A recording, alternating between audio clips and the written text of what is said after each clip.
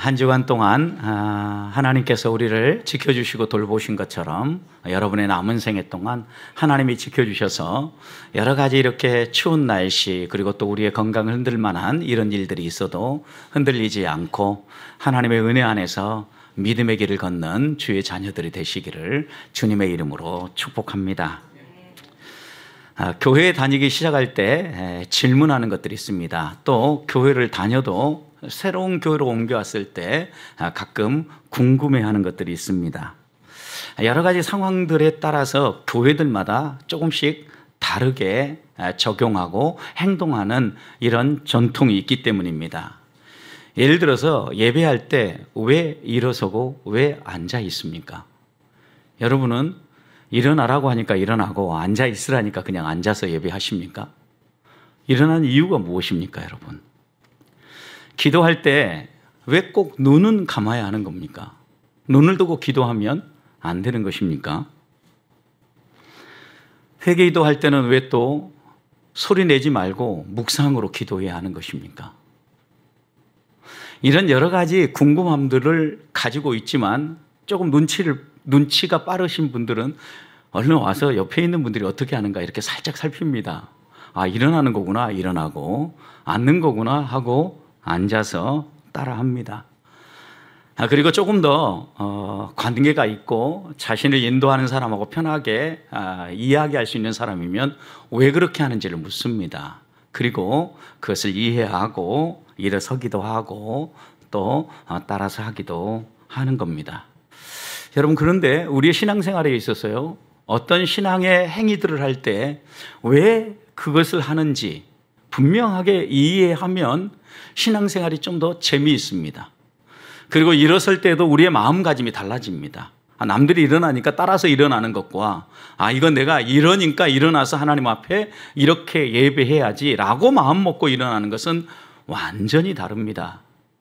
그런 점에서 성도는 내가 누구인가를 알아야 되고 내가 왜 이렇게 하나님을 예배해야 되고 왜 이렇게 신앙생활을 해야 되는지를 분명히 알아야 합니다. 우리는 이것을 신자의 정체성이라고 말할 수 있습니다. 내가 누군지 알고 내가 하는 행위들에 대한 의미들을 이해하고 하나하나 알아갈 때 우리의 신앙생활에 재미가 붙어나고 또 하나님 앞에서 신앙생활하는 의미를 회복할 수 있다는 겁니다. 하나님은 우리와 관계를 맺을 때 항상 하나님과 우리의 관계를 정확하게 정의하십니다. 모세를 부르실 때 하나님은 무엇 때문에 부르셨는지를 분명히 얘기합니다. 먼저 부르실 때 나는 너의 하나님이다. 내가 믿는 내 조상의 하나님 아브라함, 이삭과 야곱의 하나님이다 라고 하나님을 소개하고 난 다음에 내가 너를 부른 이유는 이스라엘 백성이 애굽에서 고통당하고 있는 그 소리를 내가 들었다. 그래서 내가 그 백성의 그 고통 소리를 듣고 이들을 그들의 조상과 약속했던 약속의 땅으로 인도하기 위해서 데려가기 위해서 너를 부른다 라고 하나님은 분명하게 말씀하시는 거예요. 하나님은 누구고 너는 누구며 내가 너를 통하여 무엇을 하려고 한다 이렇게 선명하게 말씀하시면서 모세를 부르시지 않습니까? 오늘 말씀도 보십시오. 이스라엘 백성을 애굽에서 건져서 이제 홍해를 건너 광야를 지나 어디에 와 있습니까? 시내산에 도착했습니다. 하나님이 시내산에서 내가 너희를 만나고 싶다. 준비해라. 내가 너희 가운데 강림하리라 이야기하시고 이 20장에 하나님이 이제 강림하신 겁니다. 그리고 1절과 2절 이렇게 얘기합니다. 또 이르시되 하나님이 이 모든 말씀으로 말씀하여 이르시되 나는 너를 애굽 땅 종되었던 집에서 인도하여 낸 내 하나님 여호와니라. 여러분, 하나님은 불러 모으신 다음에 분명히 얘기합니다. 나는 누구냐?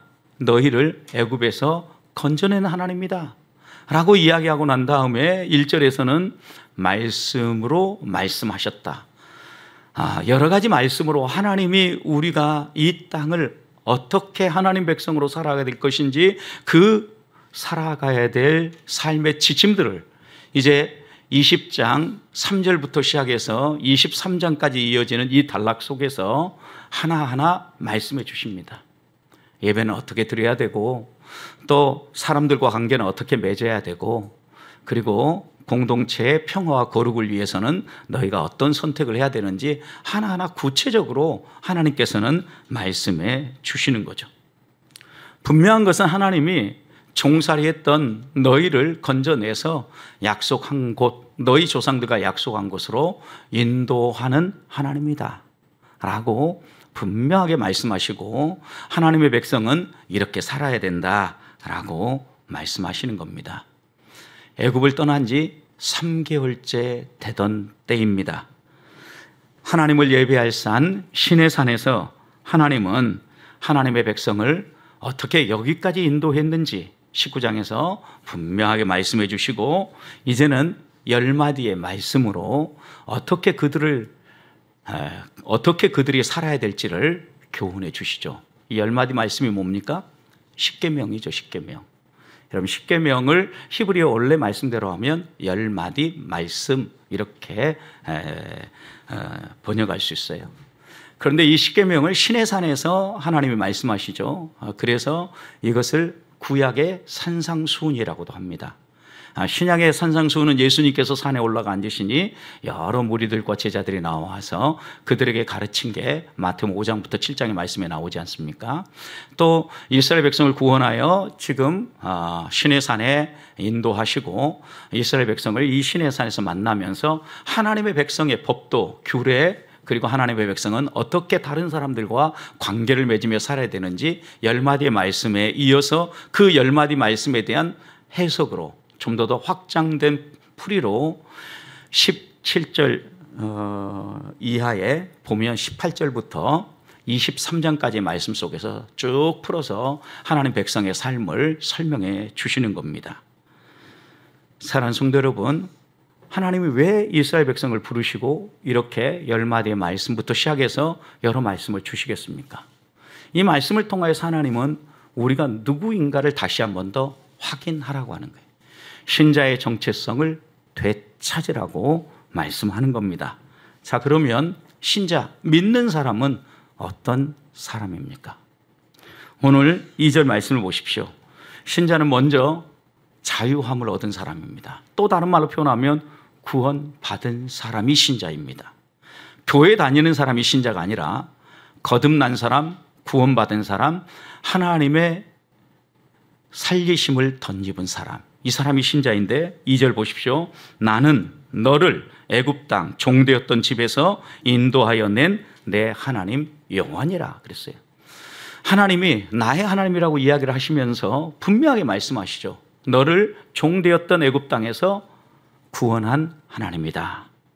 종되었다는 의미에서 구원했다라는 것은 종된 종살이에서 자유롭게 살 수 있도록 인도해 주셨다라는 거예요. 여러분, 그런데 우리가 이렇게 종살이에서 해방돼서 자유함을 누리며 살아도 이 종살이 했던 삶의 습관들은요, 쉽게 변하지 않아요. 노예 근성이라고 하죠. 여러분, 이런 게 쉽게 안 바뀌겠다는 것은 여러분 우리나라의 역사만 봐도 금방 알 수 있어요. 여러분, 우리나라가 일본의 압제에 의해서 지배받았던 게 얼마입니까? 35년입니다. 그리고 이제 한 80여 년이 지났습니다. 그런데 여전히 아직도 우리나라에 일제 잔재들이 많이 남아있다고 얘기하죠. 그 대표적인 예가 경복궁, 여러분, 경복궁이 아니라 경복궁을 비롯한 앞에 있는 광화문 앞에 보세요. 광화문 앞에 일본 총독부가 있어서, 조선 총독부가 있어서 그 돔 자체가 일제 잔재였지 않습니까? 그게 여러분 기억에도 지금 우리 근대 역사 속에서 제거된 것을 기억할 겁니다. 근데 그것만이 아니라 또 지나고 보니까 현판도 문제가 있다는 거예요. 글씨체도 그렇고 현판도 바꿉니다. 고증에 의해서. 그러고 났더니 얼마 전부터는 이제 한참 공사를 했어요. 여러분, 그 광화문 앞에 항상 서울대 병원까지 가려고 하면 반드시 갔는데 요즘 뺑 돌아가죠. 왜요? 그 앞에 월대가 회복됐기 때문에. 월대. 이 월대가 뭐냐면 왕이 백성들과 함께 소통하고 백성의 의견들을 청취하는 곳이 월대였다고 합니다. 그런데 이 조선 총독부가 생기면서 이런 모든 것들을 다 훼손해버린 거죠. 그래서 고증에 의해서 다시 이 월대를 회복하고 길도 이제 약간 돌아가는 이런 형태로 되어졌는데, 여러분, 우리가 얼마 동안 지배를 받았어요? 35년. 그런데도 아직도 일제 잔재가 남아있고 청산해야 될 것들이 많이 있다. 그리고 뭐 수시로 무슨 얘기들이 나오면 친일파 얘기가 나옵니다. 그럼 이렇게 강력한 영향력을 미치는 게 지배라는 거예요. 속국이 된다는 의미예요. 그런데 이스라엘 백성은 애굽의 종살이를 몇 년 했습니까? 400년입니다. 우리나라에 비하면 몇 배? 최하 10배입니다, 여러분. 이들이 쉽게 이 노예 근성이 이 지배받고 애굽의 그 삶에 젖어 있는 이들의 삶이 쉽게 바뀌었느냐라는 거죠. 그럼 이들 안에 있는 노예 근성이 여실히 드러난 것은 이들이 가데스 바네아에 도착해서 하나님이 주신 약속의 땅 가나안 땅을 정탐하라고 할 때 정탐꾼들의 보고와 정탐꾼들의 언어를 통하여 선명하게 드러났어요. 여러분, 하나님을 의지하고 믿음으로 바라보았던 여호수아 갈렙을 빼놓고 나머지 사람들은요, 민수기 13장 31절 보면 이렇게 얘기합니다. 우리는 능히 올라가서 그 백성을 치지 못하리라 그랬어요. 그들은 우리보다 강하다. 여러분, 이들은 완전히 가슴이 무너져 있는 거예요. 종살이에 왔던 이 노예 근성에 의해서 그들의 가슴에 어떤 도전을 한다거나 모험을 한다는 이런 씨앗 자체가 없는 거예요. 왜요? 노예는 어떤 역할을 하면 돼요? 명령에 의해서 순종만 하고 그 다음에 별일 없이 오늘 하루가 지나가고 먹고 잠자리에 들었다 내일 일어나면 내 인생은 모든 것이 만족이다 라고 고백한 게 노예의 생활이에요. 그래서 노예들에게는요, 꿈이 없다고 합니다. 이들이 이들의 가슴을 펼쳐서 이런 꿈꿀 수 있는 여력이 없는 거죠. 그러니까 우리는 그들 앞에 메뚜기라 하고 우리는 그들의 밥이라고 이들은 말할 수밖에 없었던 거죠. 어디에서 이런 고백이 나오겠습니까?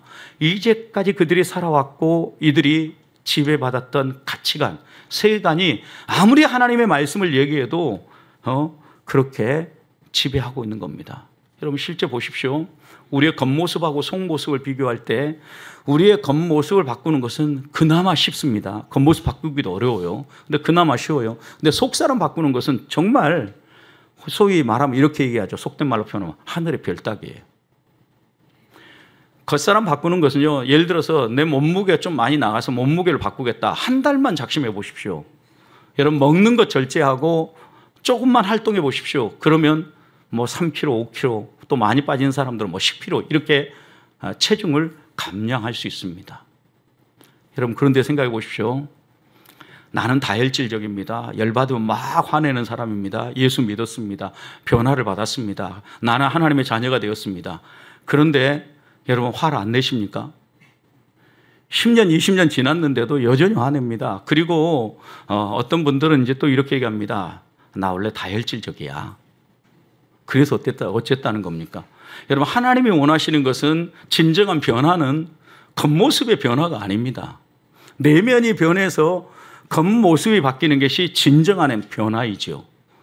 여러분 이만큼 우리의 속사람이 바뀐다라는 것, 우리의 가치관, 노예 근성 이런 것들이 바뀐다라는 것은요 정말 어렵다라는 거예요. 근데 이게 어떻게 바뀌는 겁니까? 하나님이 찾아오셔서 한량없는 은혜를 쏟아부어 주시니까 변화되는 거죠.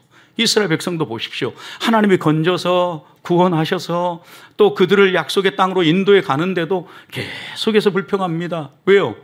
내가 할 만큼 했으면 당연히 채워져야 된다라고 생각하는 게 노예들이거든요. 여러분 그런데 하나님이 그렇게 하지 아니하고 그들의 삶 하나님의 말씀대로 따라 걸어가는데 물이 없습니다. 양식이 없습니다. 불평하고 원망하는 거죠. 노예 근성인 거죠.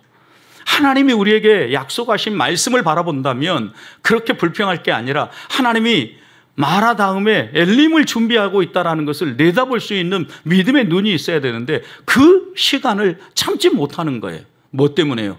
속사람이 안 뒤집어졌기 때문에. 아직 여전히 우리 안에 변화되지 않은 내면이 있기 때문입니다.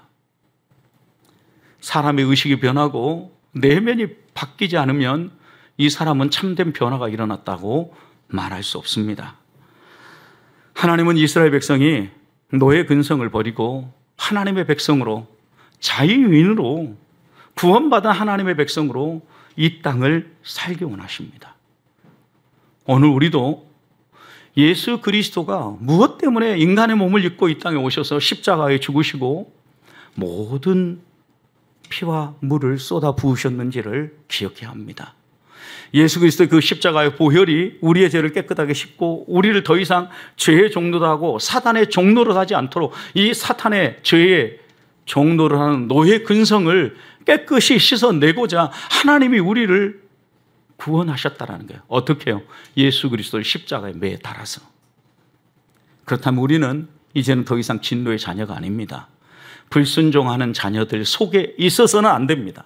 우리는 하나님의 자녀들이고 순종의 삶을 살면서 하나님을 영화롭게 해야 될 하나님의 자녀입니다. 그렇다면 이번 한 주간 동안 또 남은 생을 살아가는 동안 하나님의 구원을 받은 자유함을 얻은 하나님의 사람으로서의 신자의 정체성을 분명히 하십시다. 해방된 사람, 자유를 누리는 사람입니다. 과거 노예 근성, 죄의 종노릇하고 죄에 끌려다니던 이런 마음들을 청산하고 참된 자유를 누리며 사십시다. 도전과 모험이 말라버린 우리의 가슴을 다시 한 번 더 하나님께 내어드리고 성령이 우리의 가슴에 더해짐으로 도전의식이 살아나고 하나님이 주시는 믿음의 모험이 살아나므로 2025년 한 해 동안 여러분의 삶 가운데 하나님의 놀라운 손길 역사만 드러나기를 주님의 이름으로 축복합니다. 신자의 정체성 두 번째는요, 1절 말씀을 보십시오. 하나님이 이 모든 말씀으로 말씀하여 이르셨다. 여러분, 말씀을 한다라는 것은 대화의 대상이 있다라는 거죠. 하나님은 신의 산에 내가 강림하겠다라고 말씀하시고 이스라엘 백성을 성결하게 준비한 다음에 부르셨습니다. 그리고 그들에게 말씀하시는 겁니다. 그런 여기에서 말씀으로 말씀하셨다라고 할 때 대상은 누굽니까? 이스라엘 백성이에요. 하나님이 건지신 구원하신 그 백성이에요. 여러분, 하나님이 이스라엘 백성에게 말씀하셨다라는 것은 소통하셨다라는 거예요. 교제하셨다라는 거예요.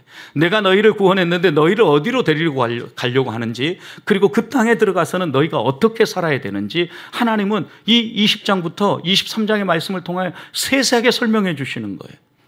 하나님은 소통하고 교제하면서 우리들이 이 땅에서 하나님 백성답게 살기 원하는 거예요. 여러분, 그래서 신자의 정체성 두 번째는요, 하나님과 교제하는 사람이 신자예요. 하나님과 교제하는 방법은 여러 가지입니다. 말씀을 읽고 그 말씀에 반응을 하는 것, 예배하는 것, 기도하는 것, 많은 방법이 있습니다. 여러분, 그러나 여러분 한번 생각해 보십시오. 하나님이 우리에게 주시는 말씀을, 특별히 10마디의 말씀을 계명, 그래서 10개의 계명이다, 10계명 이렇게 얘기를 합니다. 계명은 경계할 경자, 목숨 명자입니다. 이 한자를 또 부수별로 풀어서 하면은 이런 의미예요. 위험이 온다라는 사실을 말로 알리는 것, 이것이 계명이에요.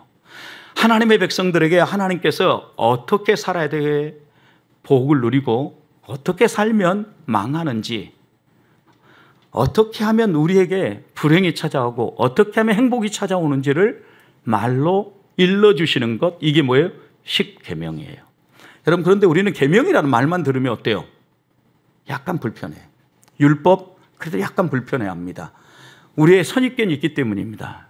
율법을 열심히 지키고자 했던 서기관과 바리새인들이 예수님에게 외식하는 자라는 평가를 받았기 때문에 이런 마음을 들기도 하고, 또 계명이라고 얘기하면 이거 꼭 지켜야 되는데 내가 이걸 지킬 수 있을까라는 부담감이 먼저 찾아오기 때문에 거부감이 우리에게 찾아옵니다. 여러분, 그런데 계명이 항상 성경에서 이렇게 부정적으로 쓰여진 것만은 아닙니다. 하나님이 우리에게 말씀하시는 이 말씀은요, 하나님이 우리와 소통하시고 우리에게 주시는 말씀은 우리를 속박하거나 올가매고 우리를 하여금 쫄게 만들려고 주시는 말씀이 아니에요. 우리의 행복을 위해서 주시는 말씀이에요. 그래서 시편 119편 47절 48절 말씀을 보면 시인은 이렇게 고백합니다. 내가 사랑하는 주의 계명들을 스스로 즐거워한다 그랬어요. 여러분, 주의 계명을 어떻게 해요? 사랑하고 즐거워한다. 여러분, 근데 우리는 계명 그러면 막 부담스러워하는데 계명을 기뻐하고 즐거워해요. 얼마나 즐거워하는지 48절에서 내가 사랑하는 주의 계명들을 향하여 내 손을 들고, 그 다음 주의 율례를 작은 소리로 날마다 읊조린다 그랬어요. 여러분, 읊조린다라는 것은 흥얼거린다라는 거예요. 하나님의 계명을 얼마나 좋아하면 좋아가지고 손들고 춤을 추면서 흥얼거린다라는 이 말이죠. 무엇을요? 계명을. 143절에서는 환난과 우환이 내게 미쳤으나 주의 계명은 나의 즐거움. 환난, 우환이 내게 공격하고 다가와도 하나님의 약속의 말씀, 하나님이 내게 주신 이 계명의 말씀은 나의 즐거움이라는 거예요. 내가 다른 것으로 위로받고 내가 다른 것으로 힘을 얻는 것이 아니라 하나님의 말씀에서 힘을 얻고 그 계명을 통하여 다시 한 번 더 나아갈 삶의 소망을 갖습니다 라고 고백하는 겁니다. 여러분, 그런데 하나님의 계명은 지킬 때 신자에게 복입니다. 하나님의 계명을 우리에게 주시면서 그 계명을 지키는 자에게 복이 있다라고 얘기했는데, 여러분, 계명은 반드시 우리가 지켜야 될 하나님의 말씀, 그리고 규례와 법도 이렇게 표현하는데 이것도 역시 말씀인데, 일반적으로 규례라고 하면 새로 하나님이 지정하고 가르치시는 이런 지침들이라고 하면, 법도는 옛날부터 오랫동안 지켜오던 이런 것들을 법도라고 얘기합니다.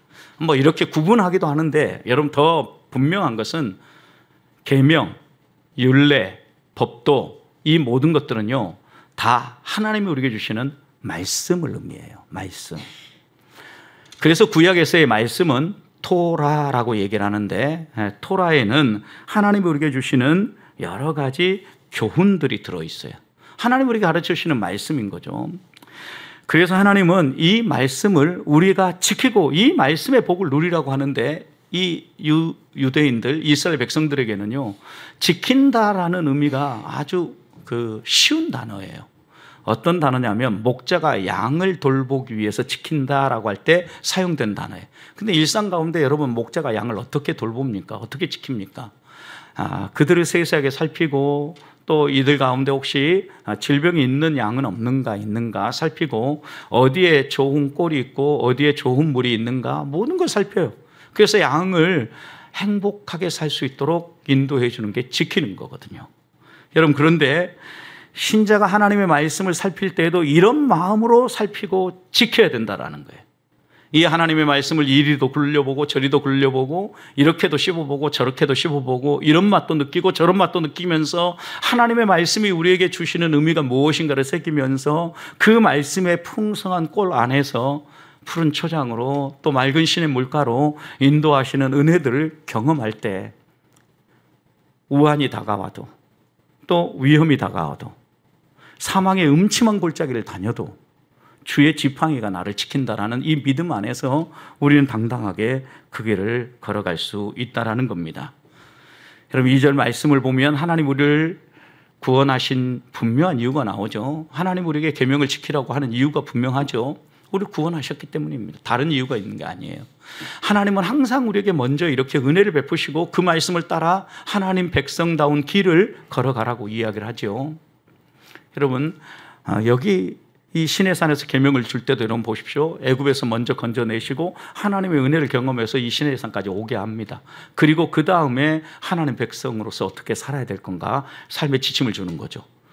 구원을 위해서 우리가 하나님의 말씀을 지키고 행하는 것이 아니라 구원을 베풀어 주신 은혜에 감사하면서 신자답게 살고자 하나님의 말씀을 마음에 새기고 살아간다는 거예요. 신약시대도 똑같습니다. 예수님께서 산상순을 가르칠 때 제일 먼저 자신 앞에 찾아온 사람들에게 주셨던 말씀이 무엇입니까? 복이 있다라는 말씀이에요. 너희는 복되다라고 얘기하면서 8가지 복에 대해서 말씀해 주셨죠. 그리고 난 다음에 너희는 누구냐? 너희는 세상의 빛이다, 소금이다, 정체성을 분명히 해주셨어요. 그리고 난 다음에 우리에게 이렇게 얘기합니다. 너희 하늘에 계신 너희 아버지 온전하신 같이 너희도 온전해라 라고 얘기하면서 이제 이어지는 말씀 속에서 성도가 어떻게 살아야 되는가, 제자가 어떻게 살아야 되는가에 대해서 쭉 설명하시죠. 여러분, 항상 하나님은 먼저 은혜를 베풀어요. 복을 주셔요. 그리고 우리가 누구인가 분명히 보게 해요. 그 다음에 하나님의 백성답게 살도록 삶의 지침들을 주시고 그 말씀을 따라 살아가라고 하시는 겁니다. 사랑하는 성도 여러분, 우리가 하나님과 교제한다는 의미가 무엇이겠습니까? 하나님과 교제하는 여러 가지 방법 가운데 하나님의 마음과 뜻이 담겨 있는 말씀을 가까이 하고 그 말씀을 지켜 행하는 것이야말로, 하나님의 말씀을 듣고 그 말씀을 따라 살아가는 것이야말로 하나님과 교제하는 가장 좋은 길입니다. 저는 우리 보배교회 성도들이 하나님을 가까이 하고 그 하나님과 교제하면서 신자의 전체성을 분명히 할 수 있기를 소망합니다. 그리고 우리의 마음 가운데 그 하나님이 주시는 말씀을 사랑하고 즐거워하고 지킴으로 하나님이 약속하시는 은혜와 복을 누리는 한 해가 되시기를 주님의 이름으로 축복합니다. 마지막으로 신자의 정체성은요, 2절 말씀을 보면 하나님의 인도하심을 받는 사람이 신자예요. 자기 생각, 자기 방법으로 한 게 아니라 성령의 인도하심, 하나님의 인도하심을 따라 살아가는 사람이 신자라는 말씀이에요. 2절 보십시오. 나는 너를 애굽 땅 종되었던 집에서 인도하여 낸 내 하나님 여호와다. 여러분, 인도하여 내다라는 게 한 단어인데요, 인도하다, 구원하다라는 의미도 있지만 여기에 또 하나는 이끌어내다라는 의미가 있는데, 이끌어낸다라는 건 어느 지점에서 이끌어내서 여기서 출발하여서 새로운 곳으로 인도한다라는 의미가 이 단어 속에 또 들어있다 이 말이에요. 여러분, 그러면 이스라엘 백성을 지금 애굽에서 출발시켜서 어디로 데려가려고 하는 겁니까? 가나안 땅, 약속의 땅으로 데려가려고 하는 거죠. 하나님이 인도하여 냈다라는 이 단어 속에 함의되어진 의미예요. 여러분, 그렇다고 하면 신자는 어떤 사람이냐? 하나님의 인도하심을 따라, 하나님의 이끄심을 따라 순종하며 따라가는 사람이 신자예요. 내 생각을 주장하고 내 판단, 내가 원하는 걸 하는 사람을 신자라고 하지 않아요, 여러분. 토라, 율법이라고 얘기할 때 여러분, 이 율법 속에는 오경을 가리키는 1차적인 의미도 있어요. 창세기, 출애굽기, 레위기, 민수기, 신명기까지 오경을 얘기할 때 토라, 율법 이렇게 얘기를 합니다.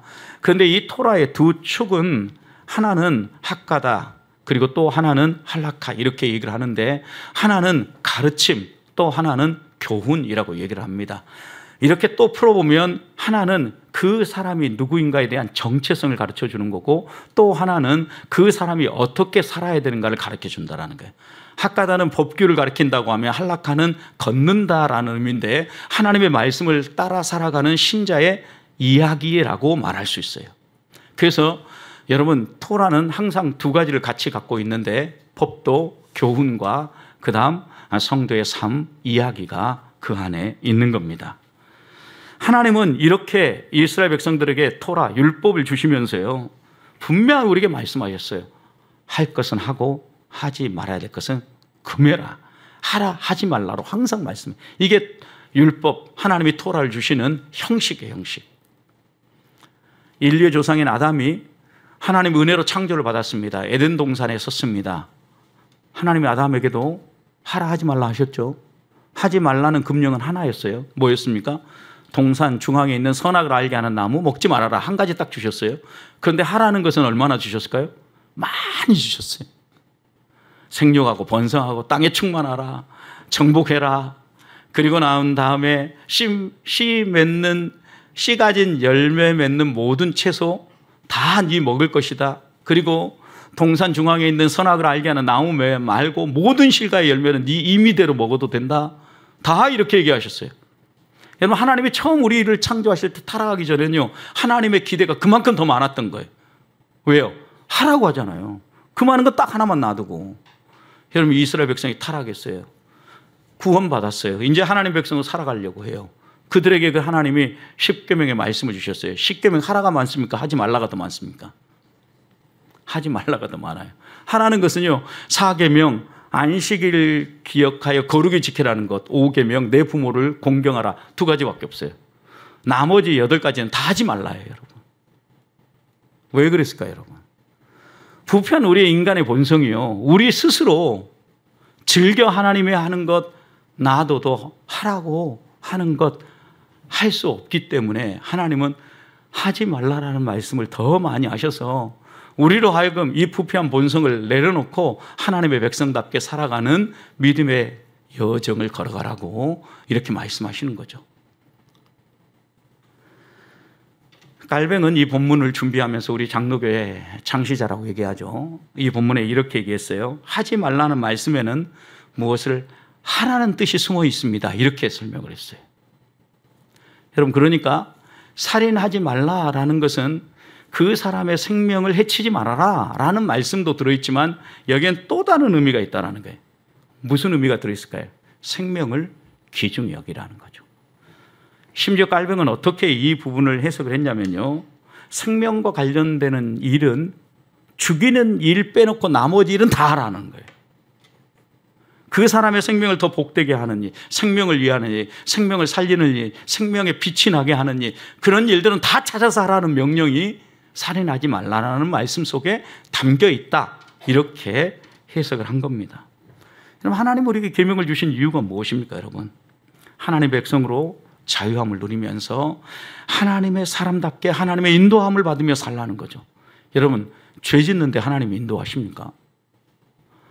계명에 반하여서 내 마음대로 사는데 하나님의 인도하심을 받을 수 있습니까? 성도가, 신자의 정체성을 가지고 하나님의 인도하심을 받으려고 하면 하나님의 말씀을 마음에 새기고 그 말씀을 따라 살아갈 때 가능하다는 거예요. 사랑하는 성도 여러분, 하나님은 우리를 사랑하시는 분입니다. 하나님은 우리에게 나는 너의 하나님이라고 이야기를 하십니다. 또 다른 말로 표현하면 너는 나의 작품이다 라는 말씀이에요. 내가 너에게 관심을 가지고 있다. 내가 너를 책임져 줄 것이다. 이 약속이 이 안에 담겨져 있는 겁니다. 하나님은 약속하신 바를 저버리신 분이 아닙니다. 약속하신 대로 이스라엘 백성을 가나안 땅으로 인도하신 것처럼 우리를 하나님 나라로 분명히 인도하실 겁니다. 그렇다면 하나님께서 우리에게 내가 누구인가를 돌아보라고 얘기하는데, 신자로서 구원받아 자유함을 얻은 사람으로 내가 무엇을 위해서 노예 근성을 버리고 살아가야 될 것인가 잊지 맙시다.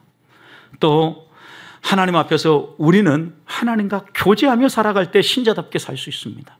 부단히 우리에게 말씀하신 하나님의 말씀을 듣고 그 말씀을 따라 살아갈 때 우리는 신자답게 하나님과 교제하며 살 수 있는데, 또 이 말씀은 하나님의 인도하심을 받는 삶이기도 합니다. 저는 우리 보배교회 성도들이 이 2025년뿐만 아니라 남은 생을 살아가는 동안 구원받은 자유인으로 하나님과 교제하며 하나님의 인도하심을 따라 살아가므로 하나님이 주시는 은혜와 복 받아 누리시기를 주님의 이름으로 축복합니다.